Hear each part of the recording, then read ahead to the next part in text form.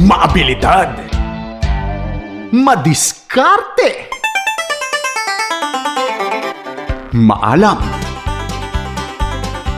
at hindi kailanman mauubusan ng paraan. Yan ang utak langgam! Tampok ang samut-saring tips at iba't ibang techniques na hatid ni Joe Cabrera Alabastro. Sa sobrang init ng panahon, kailangan talagang maging artistic at innovative para maibsan ang init sa katawan. Sa ating cooling tips mula sa www.greatest.com, hindi na kailangang umasa lamang sa electric fan at aircon dahil marami pang pampalamig na affordable na paraan na makapagpapaginhawa sa ating katawan.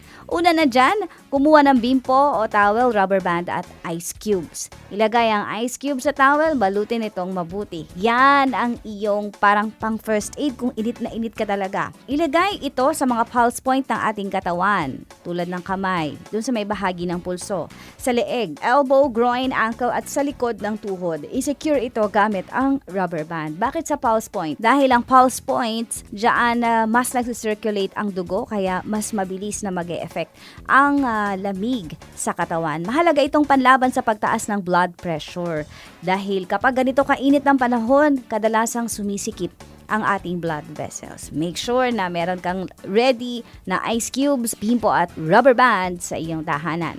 Sunod ay ang pipino jelly. Ito ay maghahatid naman ng ginhawa o lamig sa katawan dahil sa high water content nito. Bukod sa pipino, ihanda mo rin ang colorless gulaman powder.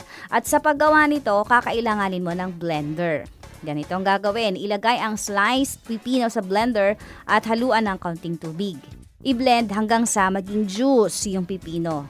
Sasalain mo ng manipis na tela para kang nagpipiga ng gata ng niyog para humawalay ang pulp o yung sapal sa juice hanggang sa makuha mo ang katas ng pipino. At para naman maging jelly ang pipino, pakukuluan mo ito for 5 to 10 minutes saka mo lalagyan ng gulaman powder hanggang matunaw ang gulaman powder.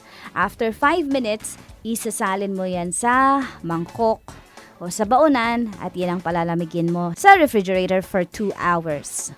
Pwede mo yan ilagay sa ice cube para cubed agad at pwede namang ilagay sa iba't ibang bahagi ng katawan na naiinitan. Mas magandang ilagay sa batok o braso o kilikili para madaling maibsan ang init na nararamdaman. Yung cooling effect ng pipino jelly ay ma-achieve sa halagang 75 pesos lamang. And lastly, ito napakagandang tip. Kung ikaw ay hirap matulog sa gabi dahil sobrang nga talagang init, kunin ang kumot, ang bedsheet. Yan, ilagay sa plastic, dapat selyado. Saka ipasok mo sa loob ng refrigerator. Gusto mo ipasok mo pa sa freezer. Dahil sa gabi, mas magiging relaxing at mahimbing ang iyong tulog. Imagine mo ang lamig-lamig ng kumot mo sa cooling effect na yan. Pero kung ang problema mo naman ay wala kayong ref, eto naman ang solusyon. Basain ang punda ng unan, pigaing maigi, siguraduhin hindi ito basang-basa, iyan naman ang idampi mo sa iyong batok. Sa panahong ikaw ay init na init, saka tumapat sa electric fan. Very refreshing. Yan ang ating easy at practical tips sa pampawi ng init ngayong dry season. Ang ating tips mula sa www.greatest.com. Ako po si Joe Cabrera Alabastro, naghatid sa iyo ng paraan upang guminhawa ang iyong katawan dito sa Utak Langgam.